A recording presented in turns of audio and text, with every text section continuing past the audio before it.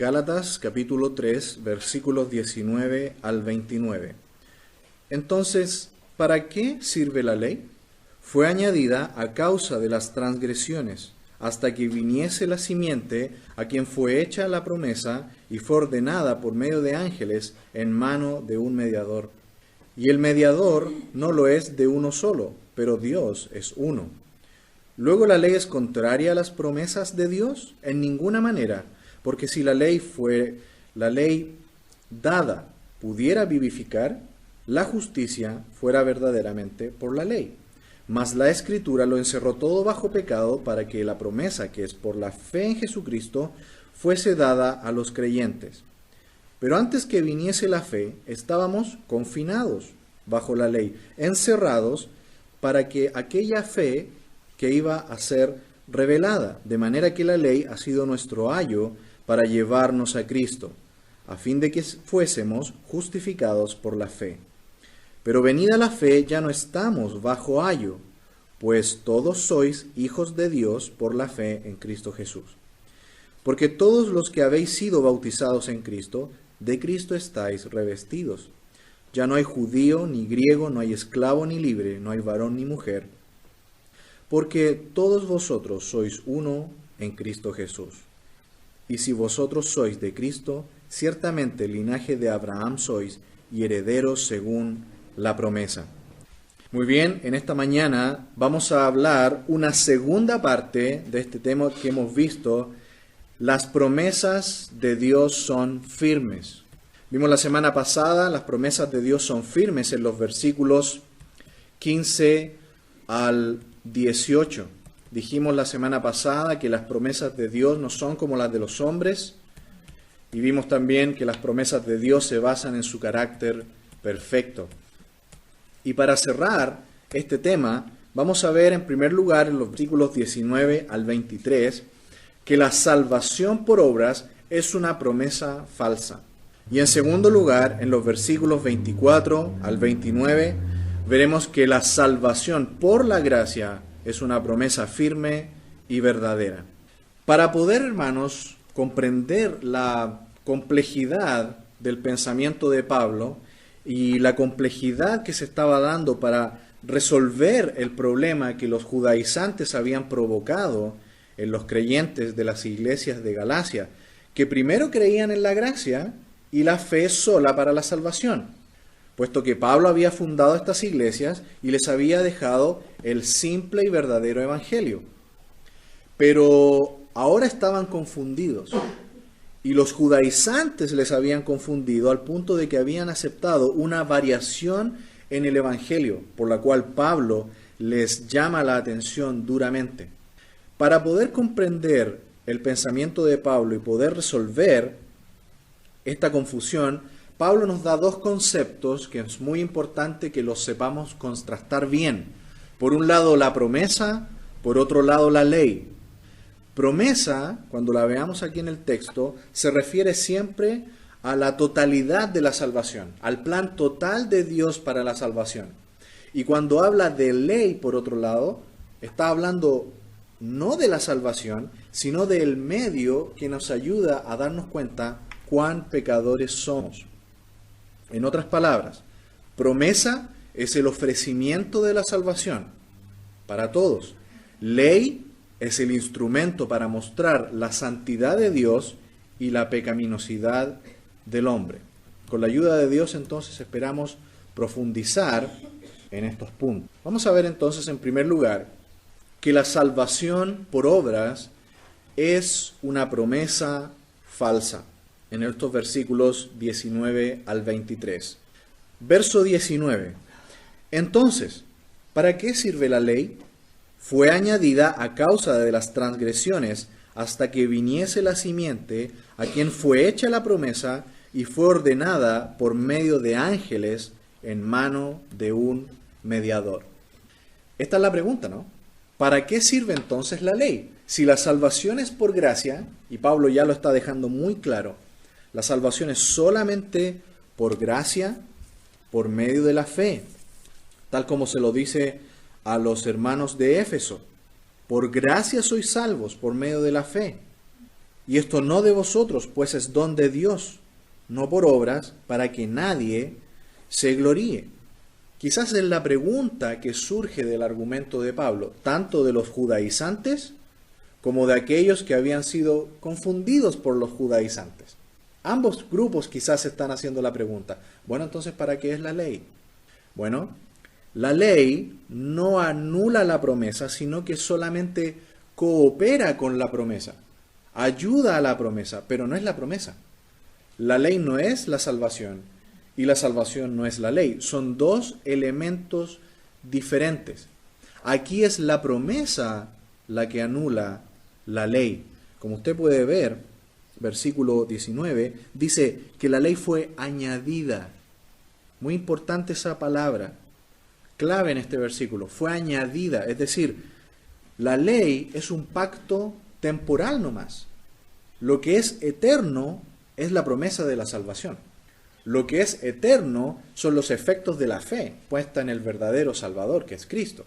Así que la ley es algo temporal, es algo circunstancial en el pacto, un complemento solamente temporal de los sacrificios hasta que llegara el verdadero Cordero de Dios, el Señor Jesucristo. No es un pacto permanente. El de Cristo y su sangre, ese sí que es eterno. Así que la promesa a Abraham, hecha allí en Génesis 12, la salvación es una bendición incondicional, totalmente incondicional. Pero la ley es condicional, porque hay que cumplirla. Aquí es donde viene quizás una confusión. Bueno, pareciera que la ley fuera innecesaria. Es completamente necesaria también. ¿Sabe por qué? Porque la ley nos presenta de manera didáctica la santidad de Dios. Es decir, Dios tenía que dejarnos escrito esta ley para mostrarnos cuán santo y perfecto es Él. Y cuán pecadores somos nosotros. Porque cuando tratamos de cumplir la ley, nos damos cuenta que no podemos. Ningún ser humano puede cumplirla perfectamente. Siempre nos vamos a equivocar. Así que la ley es buena en el sentido de que es un testimonio de la perfección moral de Dios, del carácter perfecto, santo de Dios. Y por otro lado, cuando nos contrastamos con nosotros mismos, nos damos cuenta cuán pecador soy, porque no puedo llegar al estándar moral de Dios. Así que, ¿es buena la ley? Sí, es buena. De hecho, vamos a ver un pasaje más adelante donde dice que la ley es buena, es justa, porque nos presenta la perfección de Dios. Así que, la bendición de Abraham, la promesa de salvación, es eterna, es incondicional. Pero la ley tiene un efecto solamente temporal, porque nos presenta a nosotros nuestra necesidad de ir al Salvador, porque nos presenta cuán pecadores somos. En la promesa, la gracia nos dice, cree y vivirás. Pero la ley dice, haz esto y vivirás. ¿Podemos cumplir la ley perfectamente para vivir? Imposible, no podemos, porque somos seres caídos. Por lo tanto, cuando la ley nos apunta con el dedo y nos dice, eres pecador, no puedes cumplir la ley, correremos a la gracia y a Cristo, porque nos daremos cuenta que es la única posibilidad para nosotros de salvación. Por eso que las personas que creen que siendo buenos, comportándose bien, llevando una vida religiosa, o los judíos que creen que observando la ley van a ser salvos, eso es una promesa falsa. Porque la ley no es un instrumento de salvación, es solamente el acusador que nos dice, mira, Dios es tan santo y tú eres tan pecador, ven a Cristo, es tu única posibilidad de salvación. ¿Se fija? Ese es el rol de la ley, nada más. Vamos a Romanos 4:25, porque nos ayuda también, nos arroja luz sobre este punto, sin perder Gálatas 3. En Romanos 4:25 leemos lo siguiente, refiriéndose a nuestro Señor Jesucristo. Leamos desde el 23 para entender mejor. Y no solamente con respecto a Él se escribió que le fue contada, viene hablando de la fe de Abraham y la fe de David, sino también con respecto a nosotros, a quienes ha de ser contada, esto es, a los que creemos en el que levantó de los muertos a Jesús, Señor nuestro, el cual fue entregado por nuestras transgresiones y resucitado para nuestra justificación. ¿Para qué fue dada la ley? Según Gálatas 3:19, fue añadida a causa de las transgresiones. ¿Qué hace el Señor Jesucristo? Muere por estas transgresiones. ¿Y ahora qué es lo que está dispuesto para todos? El poder de su resurrección. ¿Para qué? Para nuestra justificación. Nos explica entonces que la ley tenía un límite. Llegó la resurrección de Cristo, fueron pagadas las transgresiones y ahora vemos claramente que el cumplimiento de todo se resume en Cristo. La cruz y la resurrección anulan la ley, pues las demandas de la ley se cumplen en nosotros por el Espíritu. Yo sé que aquí viene esa confusión, porque decimos, bueno, ¿cómo podemos ser rectos y justos delante de Dios si nosotros no cumplimos la ley? Bueno, lo hemos dicho, cuando usted y yo creímos en Jesús como nuestro Salvador, fuimos cubiertos con la sangre del Cordero. Y ahora cuando Dios nos ve, ¿cómo nos ve? Nos ve a través de la óptica de su Hijo. Por eso que nos ve justos y rectos, aunque aún no lo somos.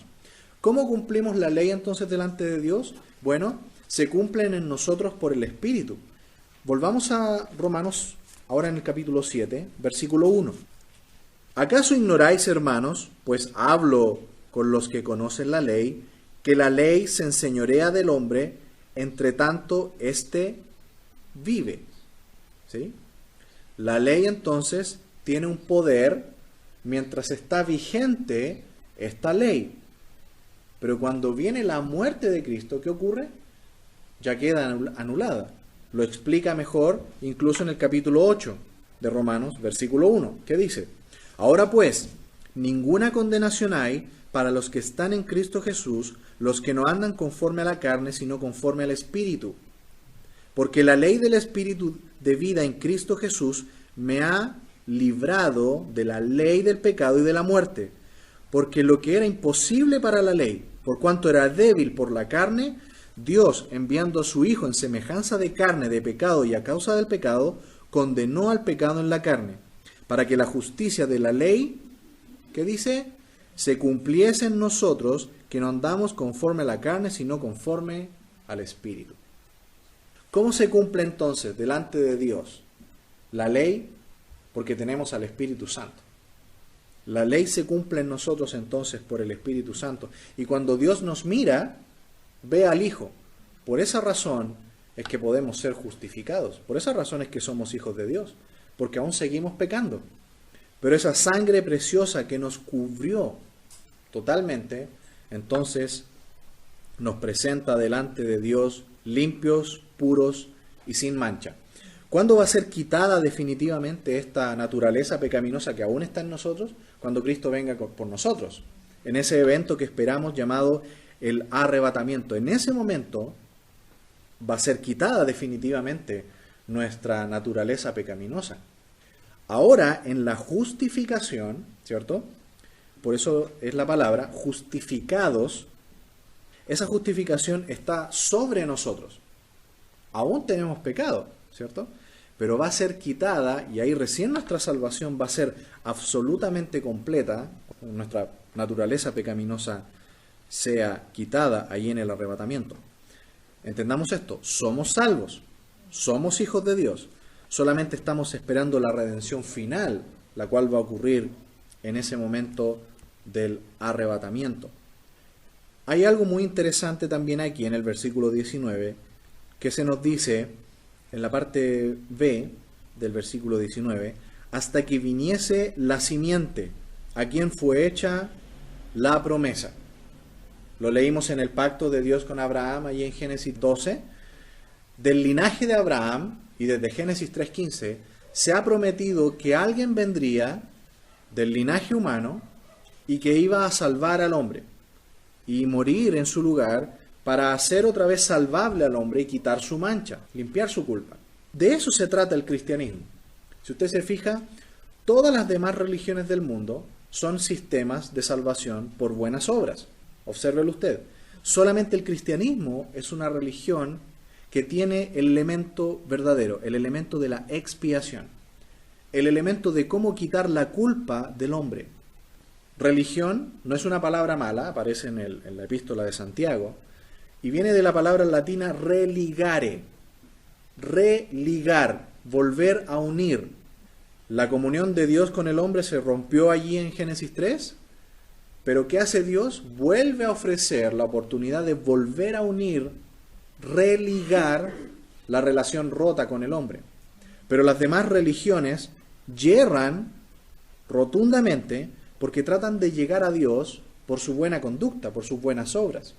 Nunca van a llegar. Solamente la religión que ofrezca expiación es la única que va a poder ser la verdadera. Y el cristianismo bíblico es la única que lo hace. ¿Cómo quitamos la culpa del hombre para que el hombre vuelva a poder entrar en la presencia de Dios? Bueno, tiene que ser cubierta por la sangre de un sacrificio tan poderoso que sea capaz de quitar el pecado. Y esa sangre tan poderosa es la del Cordero de Dios, el Señor Jesucristo. Fue ordenada por medio de ángeles en manos de un mediador. Fíjese, la ley es un pacto condicionado, hay que hacer cosas para poder cumplirlo. Y además, no es de segunda mano, es de tercera mano incluso. Porque fue entregada por Dios a los ángeles y ángeles la entregaron a Moisés. ¿Cómo sabemos esto? Bueno, aquí Pablo lo dice. Fue entregada por medio de ángeles y luego a un mediador. ¿Quién era el mediador? Moisés. Él recibió la ley ahí en el monte Sinaí. Otro versículo que nos dice de los ángeles es Hechos capítulo 7. Mire conmigo Hechos 7, versículo 53. Esto no nos debe sorprender porque Dios habló siempre en el Antiguo Testamento por sus profetas y también por ángeles. Los ángeles son sus mensajeros especiales e incluso a veces mensajeros especiales que traen juicio de Dios. En el libro de Apocalipsis los ángeles ejecutan juicios de Dios sobre el mundo.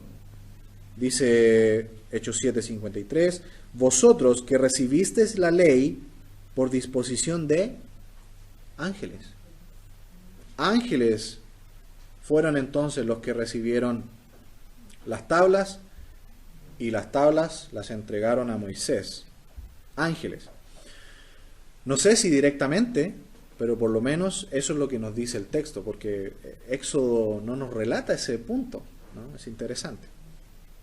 La ley entonces fue entregada por terceras manos, pero el pacto de la sangre de Cristo, el pacto de gracia, el pacto de la promesa que es para salvación, es entregada directamente por su ejecutor. No es de segunda mano ni de tercera mano, es directo. Usted, para poder recibir la salvación, va directo al mediador, que no es nomás el Salvador, es rey, es juez, es profeta y es la víctima misma de este pacto. ¿Se fija? El Señor Jesucristo. Así que la promesa de salvación sí que es una promesa verdadera. La ley, cuidado. Las obras, las buenas obras, tratar de agradar a Dios por medio de buena conducta, es una promesa falsa. Si es que usted la quiere usar de salvación, no le sirve. La ley solamente sirve para demostrarle a usted cuán pecador es y cuánto necesitamos un Salvador. En Romanos capítulo 7, si me acompaña por favor al versículo 12, vemos algo muy interesante. Nos dice cuáles son las cualidades de la ley. Romanos 7, verso 12. De manera que la ley a la verdad es santa y el mandamiento santo, justo y bueno. ¿Es buena la ley o no? Sí, es buena. Es santa, buena y justa. Dice el verso 13, luego lo que es bueno vino a ser muerte para mí en ninguna manera, sino que el pecado, para mostrarse pecado, produjo en mí la muerte por medio de lo que es bueno, a fin de que por el mandamiento el pecado llegase a ser en sobremanera pecaminoso. Es decir, la ley nos apunta con el dedo y nos dice, mira, estás muerto. No puedes cumplir la ley, no puedes llegar a la santidad de Dios, estás totalmente muerto y eres muy pecador. No puedes hacer nada. Pero vamos a ver qué triste. El pueblo de Israel tomó los 10 mandamientos y en vez de usarlos nomás como el medio para recordar cuán santo es Dios y cuánto necesitamos a Dios por nuestro pecado, ellos tomaron la ley y la convirtieron en un Dios. Y la adoraron. Y por eso rechazaron al Mesías. Porque ¿qué ofrecía el Mesías? Salvación. Pero ellos dicen, nosotros no necesitamos eso. Nosotros necesitamos un Mesías libertador. ¿Para qué necesitamos un cordero muerto, aunque sea de Dios? Nosotros ya somos salvos porque hemos cumplido la ley. Error. Ellos no cumplieron la ley. Nadie puede cumplir la ley. Ellos por medio de astucias trataban de decir, no, mira, no se codicia a la mujer del prójimo a menos que te encuentren en el mismo acto del adulterio, decían ellos. Jesús dijo, no, solamente si miras a la mujer de tu prójimo ya pecaste. Otros dicen, no, yo nunca he matado a nadie, así que no he incumplido el mandamiento de no matarás. Jesús dijo, no, cuidado. Esa es la versión corta del mandamiento. ¿Sabes dónde comienza el asesinato? Cuando tú te enojas con tu hermano. El Señor siempre iba más profundo. El joven rico llegó y le dijo al Señor, Señor, yo cumplí todos los mandamientos. Dime lo que me falta para poder entrar en el reino de los cielos. Anda, vende todo lo que tienes, dáselo a los pobres y ven y sígueme. ¿Qué hizo el joven rico? No me gustó esto. Mejor me voy. ¿Por qué? Porque tenía muchas posesiones. ¿Cuál era el primer mandamiento? No tendrás dioses ajenos delante de mí. ¿Cuál era el Dios del joven? Sus posesiones. ¿Había cumplido la ley? No. Pero ellos creían que la cumplían porque por medio de subterfugios y astucias decían, hemos cumplido la ley. Graso error. Convirtieron a la ley en un Dios y alejaron de ellos la verdadera gracia, la verdadera promesa. Que gracias a Dios y por su gracia nosotros hemos podido comprender. Imagínense dónde estaríamos si no comprendiéramos esto. Estaríamos esclavizados quizás en una religión falsa y camino al infierno. Así que necesitamos a Cristo. La ley, hermanos amados, no nos hace pecadores. La ley nos muestra solamente cuán pecadores somos y cuánto necesitamos a Jesús. Mire Romanos 3:20. Dice, ya que por las obras de la ley ningún ser humano será justificado delante de él. Porque por medio de la ley es ¿qué cosa? El conocimiento del pecado. Si un día tenemos la cara sucia y nos miramos al espejo, ¿qué hace el espejo? ¿Con el espejo nos lavamos la cara? No, el espejo no sirve para lavar la cara. El espejo lo único que hace es mostrarnos que tenemos la cara sucia. ¿Con qué nos lavamos? Con agua.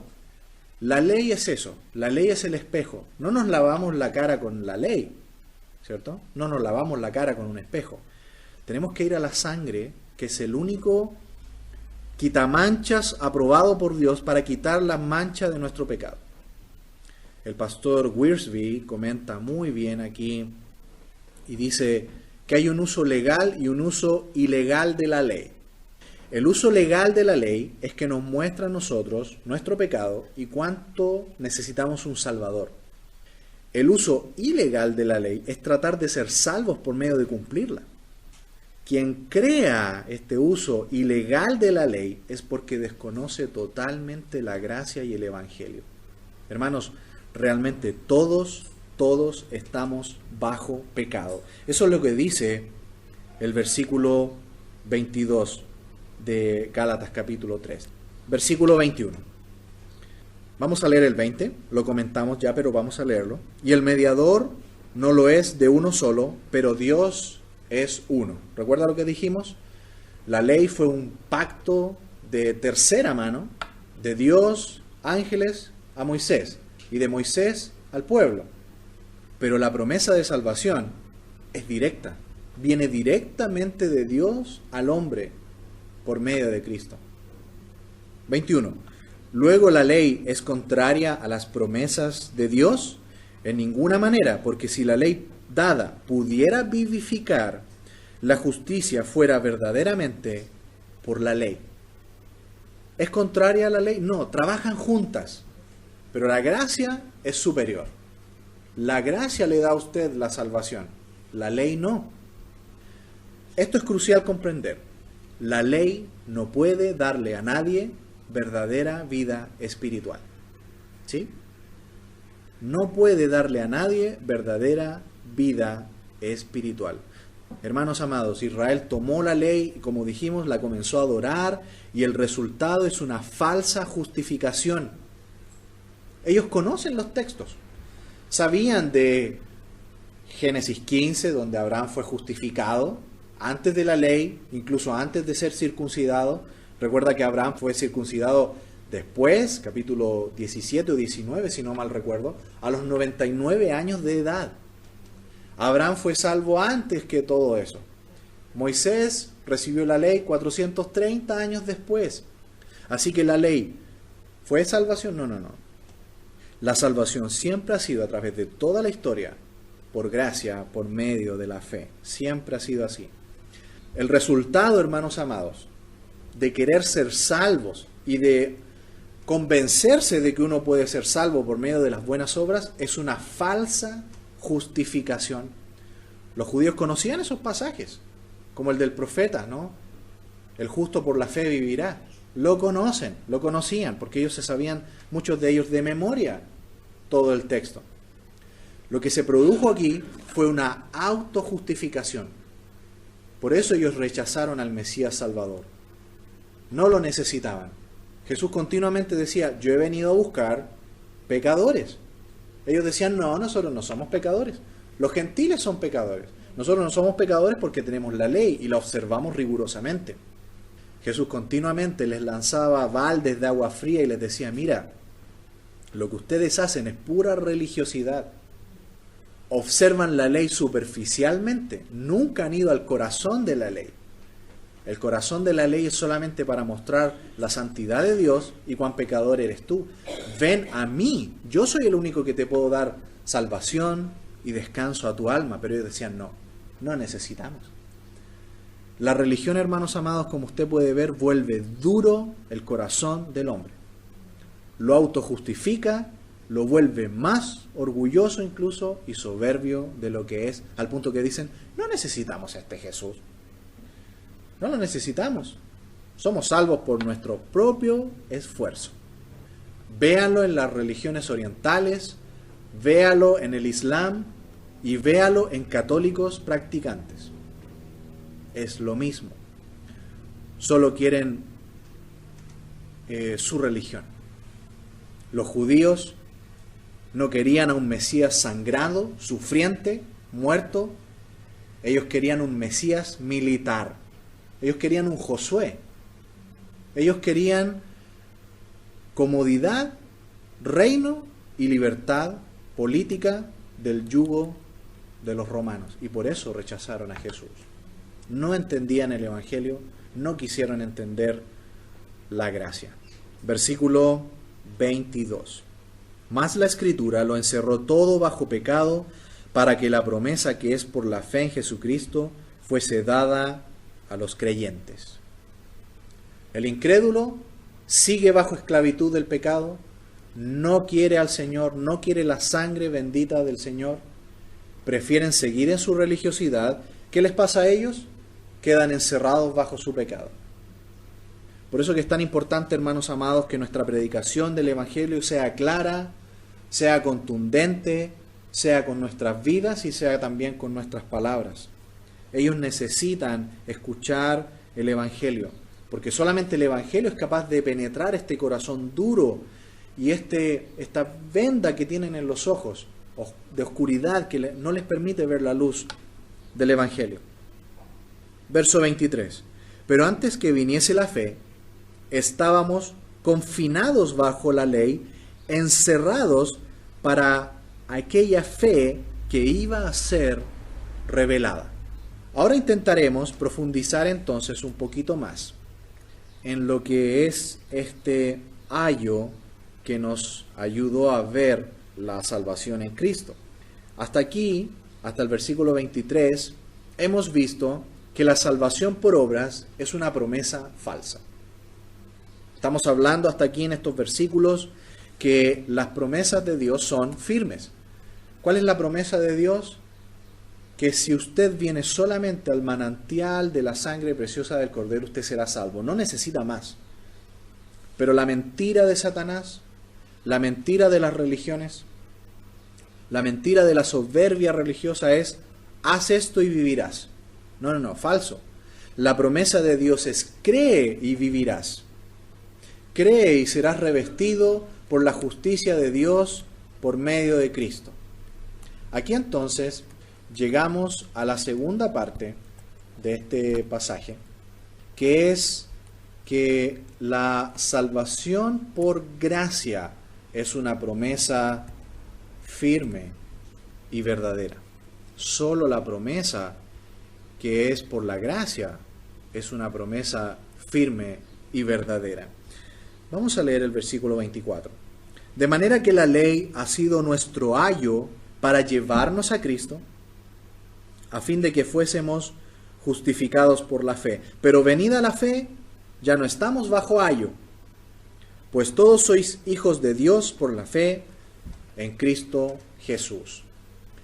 Así que la ley preparó nuestro camino hacia Cristo. Eso es lo que Pablo le está diciendo a los hermanos en Galacia. La ley es solamente eso, nada más. Cuidado, no la glorifiquen, no la eleven más allá de lo que Dios la ha puesto para hacer. El ayo es el paidagogos, esa es la palabra griega que aparece allí. Y de allí tenemos nuestra moderna palabra pedagogo, ¿cierto? Un profesor. Incluso ha llegado a ser la ciencia de la educación, la pedagogía. Bueno, en aquel tiempo, el pedagogo era un esclavo. Era una persona que cuidaba a los niños, los llevaba, por ejemplo, a la escuela, en las familias ricas del Imperio Romano o de los griegos. Llevaban a los niños a la escuela, los traían de vuelta a la casa y los cuidaban durante el día. No siempre eran maestros. Sí podían reforzar algunas cosas de enseñanza, pero básicamente el instructor, el pedagogo, era una persona que instruía a los niños, es decir, los regía, incluso a veces hasta le aplicaban disciplina, y también cuidaban a los niños. Así que, ¿qué quiere decir Pablo aquí? Miren, antes de que llegara la revelación final de la promesa de Dios para la salvación, éramos como niños. ¿Qué hacía la ley con nosotros? Nos instruía, nos regía y nos cuidaba. Y nos estaba encaminando hacia la promesa que era en Cristo. Es decir, los que vivieron en el Antiguo Testamento creían mirando hacia el futuro a la cruz. No sabían cómo iba a ser, pero la ley les decía: mira, eres pecador y necesitas un cordero santo, perfecto, que va a venir en el futuro. Así que Abraham, David, todos los santos del Antiguo Testamento creyeron en Jesús mirando hacia el futuro. No lo conocieron, no supieron cómo fue, pero por la fe creyeron que esta promesa, esta simiente que llegó en su tiempo, era el verdadero Mesías y el Cordero de Dios. Nosotros, ¿cómo creímos? Mirando hacia el pasado. Nosotros ya lo vimos, ya supimos cómo fue. Nosotros tenemos un privilegio, ¿cierto? Porque estamos de este lado de la historia. Ya sabemos cómo fue todo, tenemos la Biblia completa, tenemos las promesas de Dios, tenemos claro todo el conocimiento. Ellos tuvieron una fe grande. La nuestra también es grande. Porque dejar toda nuestra soberbia, dejar todo nuestro orgullo y decir: Señor, no puedo más. Yo no puedo autosalvarme. Tú tienes que salvarme. Y la gracia nos dice: aquí está el Salvador, se llama Jesús. Ven a Él y Él limpiará toda tu culpa y te hará un hijo de Dios. Va a ser interesante ver esa palabra, porque la palabra hijo aquí es un hijo adulto, no un niño. Yo sé que muchas veces decimos: bueno, hemos nacido en la familia de Dios y somos como un bebé recién nacido, ¿cierto? La palabra aquí no es teknos, o la palabra que se puede usar para un bebé. La palabra aquí es huios, la palabra griega para un hijo adulto, un hijo consciente, adulto, con plenas responsabilidades.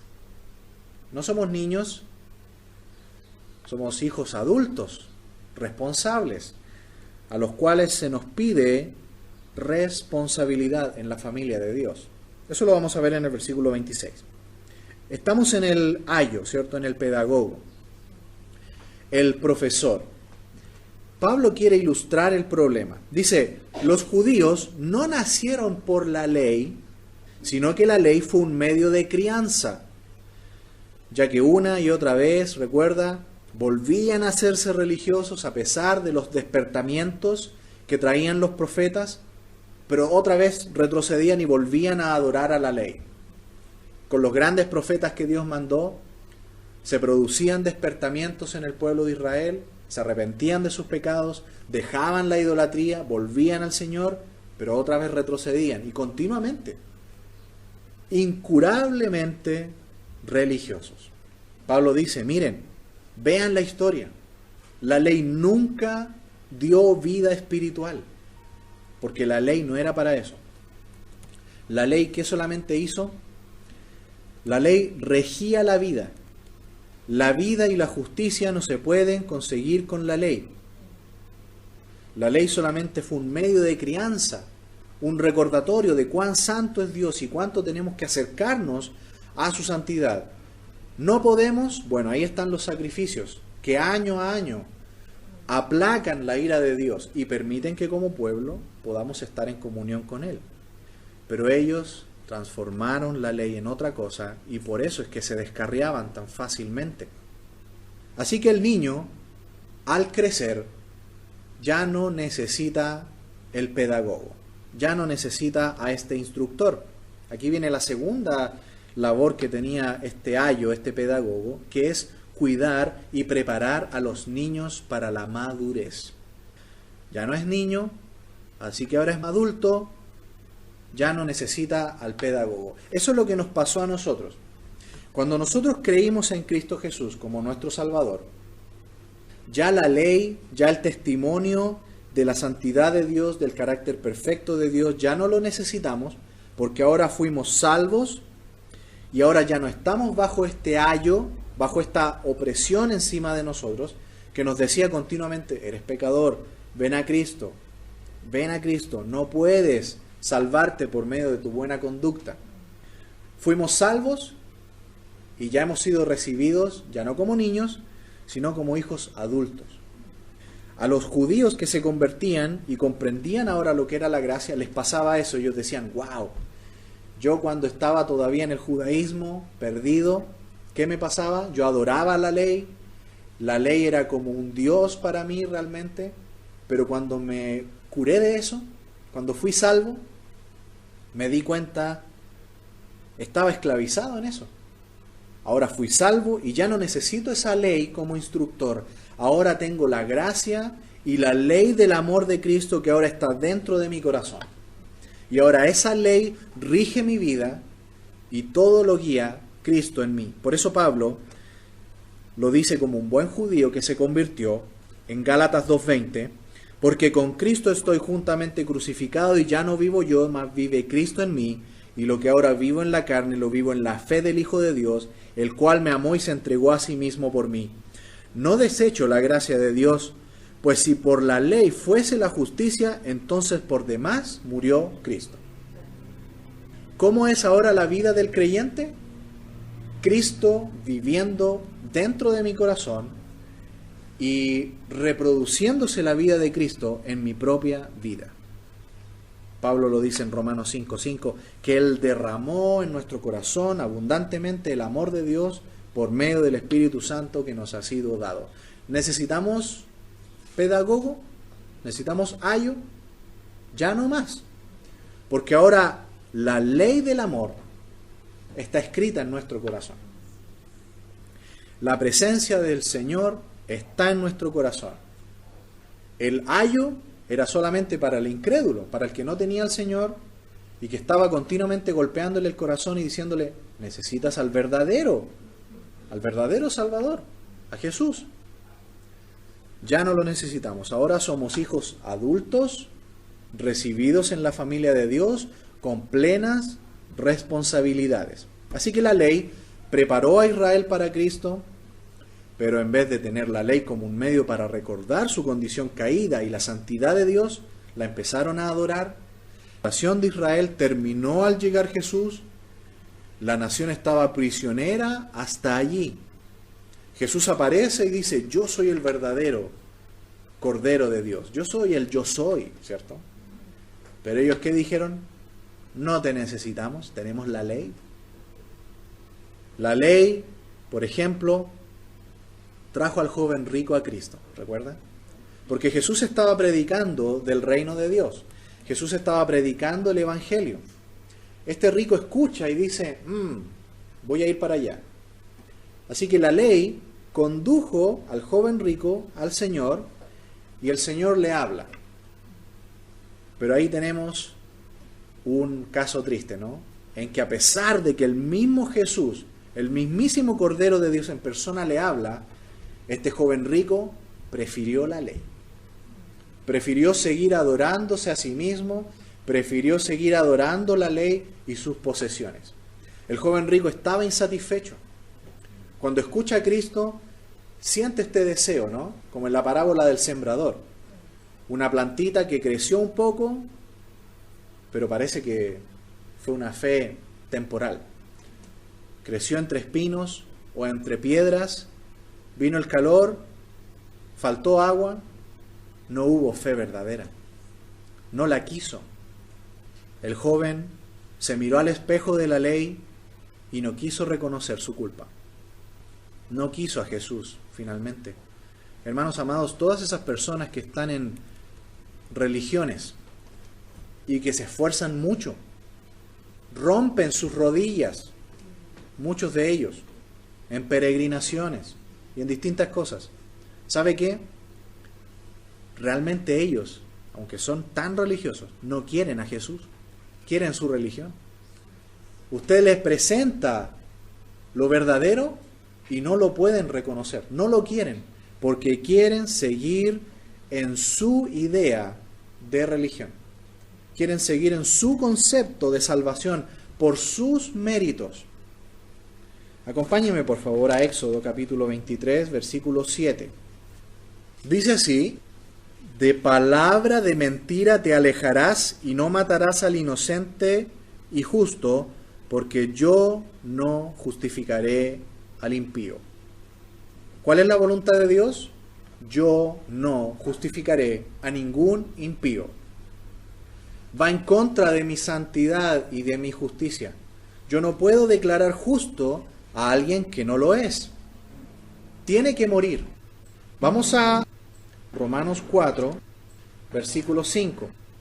Dios no tiene por qué justificar a nadie, a ningún pecador. Pero aquí viene lo maravilloso. En su amor, su gracia y su misericordia, Él sí está dispuesto a hacerlo. Con los ángeles, ¿podría haber perdonado a los ángeles? Podría, pero no lo hizo. A los ángeles que cayeron. Pero con la humanidad pecadora sí quiso hacerlo. Y en Romanos 4:5 leemos desde el versículo 4. Pero al que obra, es decir, el que quiere salvarse por sus obras o su religión, no se le cuenta el salario como gracia, sino como deuda. Es decir, el incrédulo que cree que por su buena conducta va a ser salvo, no está acumulando salvación, está acumulando más condenación. Una deuda que tendrá que pagar. Después del juicio final será juzgado. Y no va a ser bonito ese pago. Condenación eterna. Más, versículo 5. Al que no obra, es decir, al que dice, yo no puedo hacer nada por mí mismo, si no cree en aquel que justifica al impío, su fe le es contada por justicia. Ese es el Evangelio. Dios no tiene que justificar a ningún impío. El impío debe morir, debe recibir justo castigo. Pero Dios en amor y misericordia, ¿qué hace? Dice, voy a lanzar toda mi ira por el pecado de la humanidad sobre uno que pueda ser justo, santo, limpio, que cumpla el carácter perfecto, santo mío. Solamente había uno que lo podía hacer. La segunda persona de la Trinidad, el Señor Jesucristo. Y Él vino voluntariamente a este mundo, tomó forma humana, murió en nuestro lugar y llevó toda nuestra culpa. Toda la carga de pecado, toda la culpa de la humanidad fue puesta sobre Él. Y por eso es que Jesús es el único Cordero de Dios. Y por eso es que ahora el Padre puede justificar al impío. ¿Sabe por qué? Porque su culpa, la culpa del impío, fue pagada por Jesús. La culpa suya, la culpa mía, la culpa de toda la humanidad, Jesús la llevó en la cruz. Por eso que ahora cualquiera que se allegue a esta sangre preciosa puede ser justificado y declarado justo, no culpable, porque no somos inocentes. Nosotros éramos culpables. Nosotros debíamos recibir el castigo. Pero por la gracia de Dios y la justificación lograda en la cruz por Cristo es que podemos ser salvos. Así que la fe es el medio, es el instrumento para tomar la salvación, no la ley. La ley no podía ayudar a nadie a entrar al lugar santísimo. Más bien, la ley es como una reja electrificada alrededor del tabernáculo y del lugar santísimo. Nadie podía penetrar el velo y llegar a la presencia misma de Dios por la ley. Porque la ley es más bien una reja que impide entrar a la presencia de Dios. La ley es solamente para decir, este es el lugar, puedes entrar. Pero la puerta se llama Jesús. ¿No dijo eso Jesús? El Señor dijo eso, yo soy la puerta. El que por mí entrare, ese solamente es el que hallará la salvación. Los que tratan de entrar por el lado, saltar la cerca, dice, son ladrones. Ahí está la puerta, libre, dispuesta para todos. Pero la ley hace que los soberbios religiosos traten de encaramarse por una entrada falsa y finalmente no hay salvación. La promesa, con la gracia de Jesús, ofrece libre entrada, penetrando hasta la misma presencia santa de Dios. ¿Sabe que cuando usted ora, llega directo al Padre como hijo de Dios? ¿No es maravilloso? Por el nombre de Jesús llegamos directo a la presencia del Padre. Lo que no pudo lograr la ley, lo que no pudo lograr tantos sacrificios, la sangre del Cordero de Dios lo hizo posible. Al poner la fe en Cristo, se produce también este bautismo. Versículo 27. Porque todos los que habéis sido bautizados en Cristo, de Cristo estáis revestidos. Ya vimos hasta aquí que el ayo, el pedagogo, nos llevó a Cristo, recibimos a Cristo como nuestro Salvador, ahora somos hijos adultos de Dios en la familia de Dios, no bebés que debemos estar toda la vida siendo niños dependientes, niños que quieren todo, ¿cierto? ¿Se ha fijado cómo son los niños? Todo lo piden, se molestan si no les dan lo que piden, ¿cierto? Son niños que van de aquí para allá, lo dice Pablo ahí en Efesios 4, son inconstantes, como los niños. Pablo dice, no, somos hijos adultos que debemos ser maduros en la familia de Dios. Cada hijo sabe cómo tiene que ser, cómo comportarse. No tiene esta hombre dependencia, sino una dependencia en Dios. Va al verdadero pastor de las almas, el Señor Jesucristo. Cuidado con esa hombre dependencia, con esa muleta espiritual. Debemos ir al pastor de nuestras almas, al pastor del Salmo 23, el Señor Jesucristo. Los hombres fallamos, ¿recuerdan? Las promesas de hombres son falibles. El único verdadero es Dios. Versículo 27 entonces. ¿Qué es este bautismo? Bueno, cuando nosotros entramos en la familia de Dios, fuimos también bautizados espiritualmente. El verbo baptizo en griego significa sumergir, tal como cuando nosotros practicamos la ordenanza del bautismo, Sumergimos al nuevo creyente que ha sido salvo, simbolizando ¿qué cosa? Su muerte, juntamente con la muerte de Cristo, y cuando es levantado de las aguas, simboliza su resurrección a la nueva vida en Cristo y también la resurrección de Cristo. Eso es lo que simboliza el bautismo. Pero hay un bautismo también espiritual que ocurre una sola vez en la vida del creyente, y eso es cuando recibimos a Cristo como nuestro Salvador personal. Fuimos tomados entonces por el Padre y sumergidos, introducidos en el cuerpo de Cristo, que es la iglesia. Primero a los Corintios, por favor, para explicarlo bien. Capítulo 12, versículo 12. Este es el bautismo espiritual. El bautismo de agua es nomás un símbolo de lo que fue nuestro bautismo espiritual. Son dos diferentes, ¿cierto? De la misma manera que Jesús es nuestra Pascua, Jesús es nuestro Cordero Pascual, en la cena del Señor, ¿qué hacemos? Tomamos el vino y el pan como símbolo del cuerpo molido de Jesús en la cruz y su sangre vertida. Primero a los Corintios 12:12. Porque así como el cuerpo es uno y tiene muchos miembros, pero todos los miembros del cuerpo, siendo muchos, son un solo cuerpo, así también Cristo. Porque por un solo espíritu fuimos todos bautizados en un cuerpo, sean judíos o griegos, sean esclavos o libres, y a todos se nos dio a beber de un mismo espíritu. Además, el cuerpo no es un solo miembro, sino muchos. Así que fuimos todos los creyentes bautizados. Es el único medio para entrar. En el momento que usted puso su fe en Dios, por medio de Cristo, en la sangre y el sacrificio del Señor, fuimos bautizados. Y eso ocurre una sola vez, porque es el momento en que somos incorporados a este cuerpo de Cristo, que es la iglesia. Por esa razón, hermanos amados, es que es totalmente lógico que un creyente que es parte espiritual del cuerpo de Cristo sea también parte de una iglesia local. Es completamente lógico.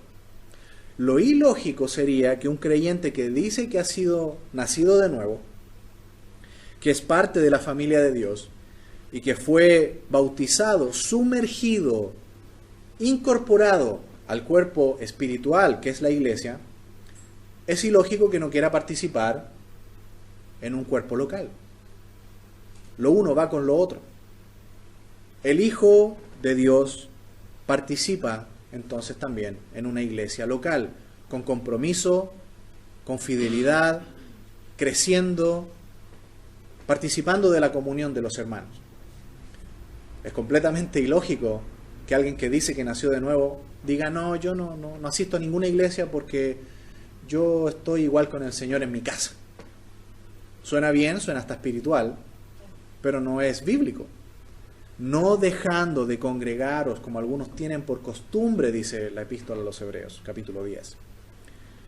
Una cosa lleva a la otra. Si usted es un hijo de Dios, va a desear como niño recién nacido la leche espiritual y va a desear también congregarse y participar con fidelidad en un cuerpo local de creyentes. El revestimiento muestra lo nuevo de lo falso. Así como nace un hijo adulto en la familia de Dios. Por eso es tan contradictorio, ¿no? Volver a la niñez. Estos hermanos que habían sido influidos por los judaizantes habían vuelto a la niñez. Eso les pasó. Volvieron a la niñez. Pablo dice, no. Hijos adultos en la familia de Dios.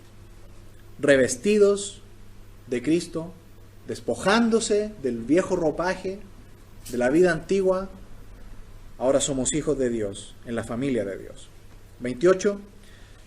Ya no hay judío ni griego, no hay esclavo ni libre, no hay varón ni mujer, porque todos vosotros sois uno en Cristo Jesús. Esta es una gran noticia. Todos son hijos amados en la familia de Dios. En aquel tiempo, los esclavos eran mercancía.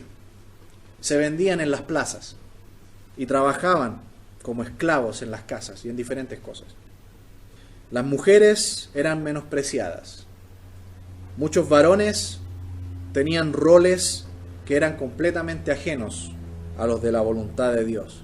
Pablo dice, ahora en Cristo, todos los que sean hijos de Dios son hijos amados en la familia de Dios, y cada uno tiene un rol dado por Dios de acuerdo a los dones espirituales que Dios les haya dado para servir a Dios. Versículo 29, y si vosotros sois de Cristo, ciertamente linaje de Abraham sois, y herederos según la promesa. Todos, no solamente judíos, judíos y gentiles, todo aquel que crea tal como lo hizo Abraham, es un hijo de Dios. Hijo de Dios no es aquel que es solamente del linaje de Israel. Hijo de Dios es aquel que hace lo que hizo Abraham. ¿Qué hizo Abraham? Creyó en Dios y le fue contado por justicia. En esta mañana hemos visto, hermanos amados, una segunda parte de este tema de que las promesas de Dios son firmes. Vimos que la salvación por obras es una promesa falsa en los versículos 19 al 23.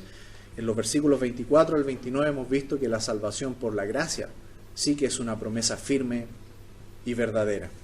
Gracias al Señor que nuestra salvación la hizo Él y no estamos perdidos en una religión falsa buscando la salvación por nuestros propios méritos. Que esto nos anime a vivir cada día más para el Señor, a comunicar el Evangelio a las personas que están perdidas en una religión falsa y que realmente nuestra vida cristiana sea una vida genuina. Oremos.